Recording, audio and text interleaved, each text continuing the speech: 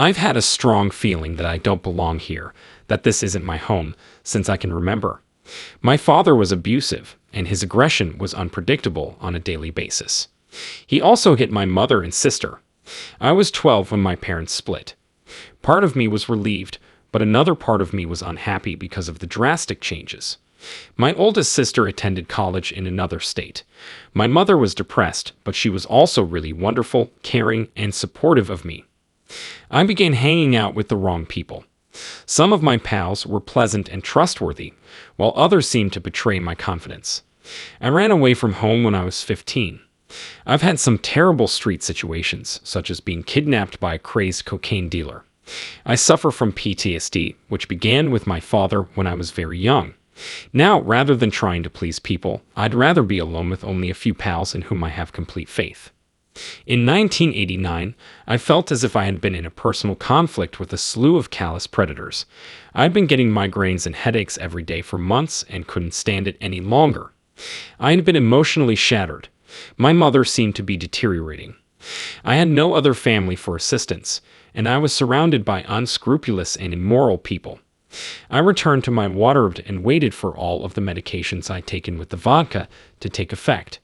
Initially, there was no particular thought, only a sense. It was a tremendous emotion. I was telling my body that it was time for me to depart. I wanted to go and was ready to let everything go. Right then, I felt this strange, big pounding in my chest, and everything went dark. A few seconds later, I found myself looking down on my best friend's head, realizing she was crying hysterically and contacting my mother. My mother bolted into the room. At first, I had no idea what was going on. I felt it was strange that they were in a state of fear because someone was in my bed, and I had no idea who. Then I looked down and saw a familiar face. I was surprised for a second, then realized, oh, that's my body. Oh, poor thing. Goodbye, old friend, I thought to myself. I felt slightly guilty because I was solely concerned about my mother's sadness if I died, but I knew she'd be fine in about a year. Suddenly, I had an enormous sense of liberation. It felt like a surge of pure exhilaration and liberty. I was no longer constrained by my body, and I could simply be myself. I felt confident, even brave. I was drifting upward, but not too quickly. I saw everything, but with new colors, sensations, and moods.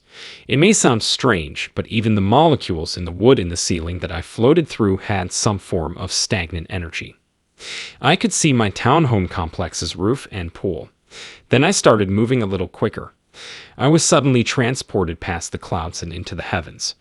I could see the moon, but it had a distinct color around it. It was the same moon I had always loved, but the glow had become purple. In fact, I could see purple practically everywhere until I reached the swirling blackness. I didn't realize it at first, but I was seeing reflections of other spiritual energies in the world that were similar to mine. I approached a place that was farther away from the stars and darker, but I was so intent on discovering this new sense of freedom that I didn't pay attention. It was almost as if I had wandered right in, not thinking about my safety. It was all new and exciting. I was adjusting to my new senses, the new reality, and discovering that I could see so much despite not having eyes. This zone of darkness, which I had progressively entered, seemed like a massive area of thick blackness churning into itself. There was a dull rumble and a quiet hum in the background. It was a substance that moved slowly but predictably in a particular direction. I didn't feel it was good or awful, but more indifferent. After a few moments, I saw that more entities were approaching me. I also sensed they were antagonistic and had evil motives for me. I suddenly felt very vulnerable, unsure whether I had any type of protection or power to evade these terrible beings. As they got closer, I sensed who they were. I experienced their emotions, ideas, and personalities. I knew they weren't human, but I had no idea what they were. They were creatures who began to read my thoughts. I didn't want them to do it because it terrified me. Then their ideas and feelings began to intrude on mine, which I didn't want either. I wasn't sure what was going on or how to stop it. The followers of the leading beast lacked eyes, noses, and mouths. They lacked traditional bodily structures. It was as if these were contortions of agony and suffering. The leader stood around 18 or 20 feet tall and was covered in crimson and orange. This entity was neither male nor female. It was a monster of no gender. While it lacked a physical body, its energy was that of a highly clever entity, similar to a psychotic serial killer of innocence. I could sense its ruthlessness and vindictiveness. As they approached me, the leader employed a peculiar rage-filled voice that detested me. I mean, they loathed me. I questioned directly, "Why are you so furious at me?" "So who are you?" "I don't get it. Why do you hate me so much?" It said to me, "Don't you even know who you are?" I responded, "No, who am I?" At this time, it appeared that the leader was about to explode. It stated, "God, the Father. You are not even aware that you are a child of the Father. It's unfair. You should be equally condemned as we are." That's when I started to feel terrified. I quickly cried out, "Jesus, save me. I'm afraid. Where is Jesus? Please help me." I knew right away that I'd be rescued. Then Jesus' light surged fast towards me. The devils quickly started backing away. I was abruptly drawn out of the seething darkness and into a tunnel of light. It was flooded with stunning, strong light. I realized I was totally safe and surrounded by love, goodness, wisdom, and authority. Jesus embraced me. He wasn't in a body, but rather a being of light, the brightest white golden light. It didn't damage my eyes. The dazzling white golden light emphasized goodness, health, kindness, and loyalty. It also represented security, integrity, trustworthiness, honesty, omniscience, and kingship. When he embraced my soul into his, it was as if every ounce of pain in my spirit was cleansed and cured, but only for the duration of the embrace. Jesus Christ's spirit was around 500 feet broad and 1,000 feet tall. I recognized him straight away, and he soothed and calmed me down. He told me that because I was already there with him, he was going to show me my life in order for me to grasp many things so that when I returned to my body, I would be more patient. I refused to go back into my body. He was patient and gentle with me. He knew I was upset, and he was determined to make me relax, trust, and listen to him. So I did. I was happier and more peaceful than I had ever been in my life. I was open to hearing whatever he wanted to tell me. It felt like we were in heaven, but I didn't see any family or anything else. This seemed like a special location intended for me. I said reserved as if I were in a different portion of heaven. During my life review, I felt and witnessed everything I had ever said or done. I perceived every impact I made on others, whether purposeful or unintentional, as a ripple in the sea. He showed me my very essence and emphasized that various souls play different parts based on who they came from and what they did with themselves, regardless of the situation. Most importantly, he demonstrated how people reacted to love and goodness. Overall, Jesus assured me that not only did I have enough goodness in me, but that despite a few flaws, I would mature and that I was destined for heaven simply because of who I am. I asked, "Who am I then? Why is it such a big issue who I am?" Jesus stated that there are several levels of goodness. Some people possess the potential for virtue and can enter heaven. Some people are born with so much goodwill that they don't need to try very hard to enter paradise. Then there are people who are descendants of God's original vitality, whom God is bringing back to himself. I informed Jesus that I didn't comprehend God and was still upset with God for letting all of the suffering on earth. Jesus told me that it was silly for me to be angry at God, since it was like being angry at my own arm or leg. He stated that we all have spiritual missions to accomplish on earth. I informed Jesus that I don't want my job and that I'm too exhausted to do it anymore. I believe Jesus almost laughed, but he was also slightly amused and concerned about me. Jesus and I communicated instantly. Jesus told me that there have been countless individuals like me around the world who are called to be God's witnesses. He explained why I suffer so much and had so many experiences.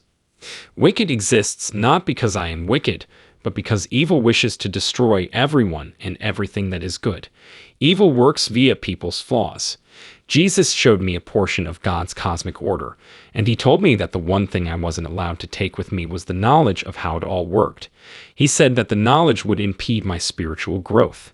The only thing I recall from that section is deciding that it was so difficult that no one could grasp it in the first place. I finally realized that Jesus was going to return me to my body, no matter how much I protested. I needed to finish my life's work for both myself and God. I was still a little depressed because I didn't want to leave him and enjoyed being around him. In 2004, I reached the same point as in 1989, where I couldn't handle it any longer.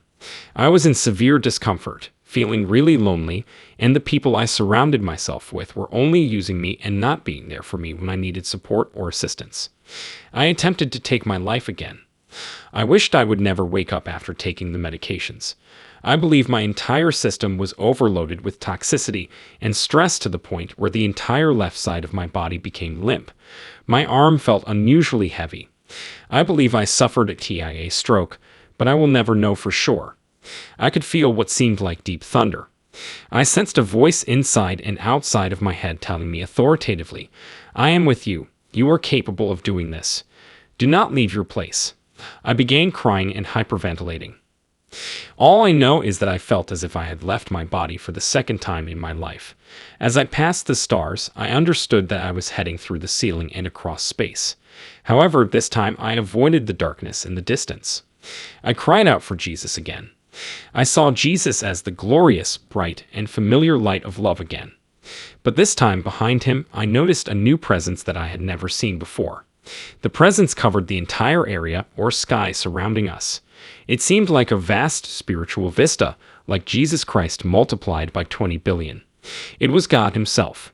God the Father assured me unequivocally that I would never be able to exit my body again, and that I would complete my mission on earth. This was not for his fame, but for my spiritual well-being. He stated that if I try to commit suicide again, he has the authority to interfere and send one of his other children to stop me or make any further suicide attempt fail. I was a little terrified, sad, and ashamed. I screamed out to him like I hadn't before, "What can I do? I don't have any family members who can help me. I feel so lonely." Almighty God then spoke to me in a thundering voice, yet in a loving way that did not hurt me. "You have never been alone in your entire life. I've been waiting for you, ready to come when you reach out for me or ask for me. I also worked on my Jesus Christ to present to you. I adore you. You are my child. I'll say it again so you remember. You're my child, and I love you." God showed me something like a movie. He showed me how much spiritually I've developed, even if I don't realize it now. God told me that he is proud of me and that I am nearly done. He remarked that if I just finish my work here, my entire eternity will be filled with the love and tranquility that I require. I apologized to God and promised to do my best and remember myself that all of my suffering in this life and in my body will be forgotten once I am allowed to stay in heaven. Both God and Jesus informed me that I shall go to paradise, since that is my destiny. When I conclude my spiritual journey and do my work for God, I shall fit perfectly into God's tremendous puzzle.